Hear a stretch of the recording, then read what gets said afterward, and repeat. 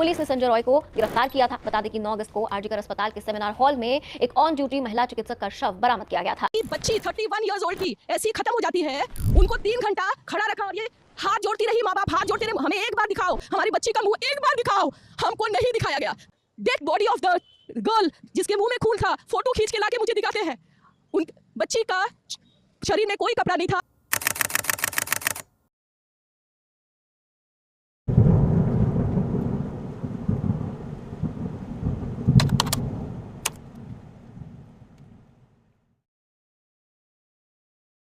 मेरे दोस्त, बहुत दुख के साथ कहना पड़ रहा है कि आज की डेट में हमारे देश में रेप महिलाओं के खिलाफ किए गए अपराध में चौथा सबसे कॉमन अपराध बन चुका है। ये तब है जबकि हमारे देश में अराउंड 71% रेप केसेस अनरिपोर्टेड है। ये मैं नहीं कहता, एनसीआरबी का सर्वे कहता है, national crime record bureau. According to 2021 NCRB annual report, हमारे देश में 31,677 रेप केसेस रजिस्टर्ड हैं और इनमें से न जाने कितने केसेस अभी तक पेंडिंग हैं। और मुझे लगता है इन्हीं सब कारणों की वजह से आज की डेट में बलात्कारी खुले सांड की तरह घूम रहे हैं। और इसका परिणाम आप देख सकते हैं किस तरह पश्चिम बंगाल के राजधानी कोलकाता में इन बलात्कारियों ने लेडी डॉक्टर के साथ एक वारदात को अंजाम दिया, जिसने हमारे देश को झकझोर कर रख दिया। मैं आज इस देश के पुरुष वर्ग से पूछना चाहता हूँ, क्या हमें 1947 में आजादी इसीलिए मिली कि हम महिलाओं के साथ रेप करें, महिलाओं के साथ अत्याचार करें और विश्व में भारत को ऐसे ही बदनाम करते रहें? क्या आजादी हमें इस दिन के लिए मिली? सबसे दुख की बात तो यह है कि हमारे देश में रेप जैसे घिनौने अपराध पर भी राजनीति अपने चरम पर रहती है। चाहे वो उत्तर प्रदेश में मोमिन खान द्वारा 12 साल के लड़की के साथ बलात्कार हो, जिस पर विपक्ष ने अपने मुंह पर पट्टी बांध ली क्योंकि आरोपी मुसलमान था।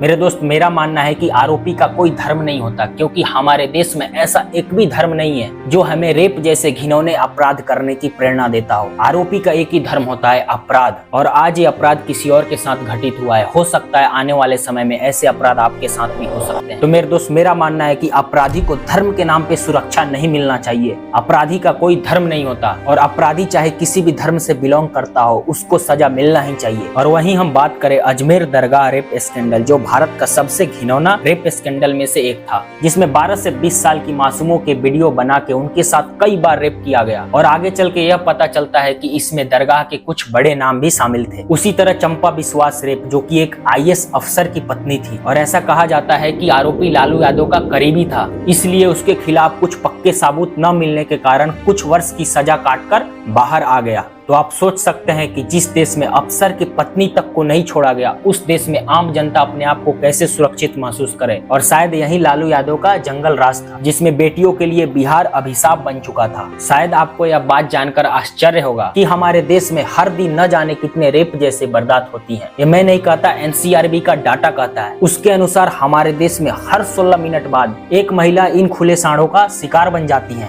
और ये डाटा तब है जबकि हमारे देश में अराउंड 71% केसेस रजिस्टर्ड ही नहीं होते। बहुत सारे पीड़ित सामाजिक दबाव के कारण, अपनी सम्मान मर्यादा के कारण कंप्लेन तक लिखाने से डरते हैं और इन सब वजह से इन खुले सांडों को और बल मिलता है। मैं इस देश की सत्ता और विपक्ष दोनों से पूछना चाहता हूँ कि आखिर कब तक हमारे देश की बहु बेटियां इन जानवरों की हवस का शिकार होती रहेंगी? आखिर कब तक हमारे देश में रेप जैसे अपराध पर भी राजनीति होती रहेगी? कब इन बेटियों को मिलेगा इंसाफ? इसका मुझे बेसब्री से रहेगा इंतजार। इसी के साथ मैं आपसे विदा लेता हूं, फिर मिलेंगे किसी ऐसे ही घटना के साथ। जब तक के लिए कीप लर्निंग, कीप ग्रोइंग। और हाँ, अगर आपको ये कंटेंट वैल्यूएबल लगता है, अच्छा लगता है, तो please it's a request, like, share and subscribe जरूर करें, क्योंकि हम जैसे नए क्रिएटर्स के लिए आपका एक एक सपोर्ट बहुत ज्यादा इंपॉर्टेंट है। ठीक है, मिलते हैं फिर किसी नए टॉपिक के साथ।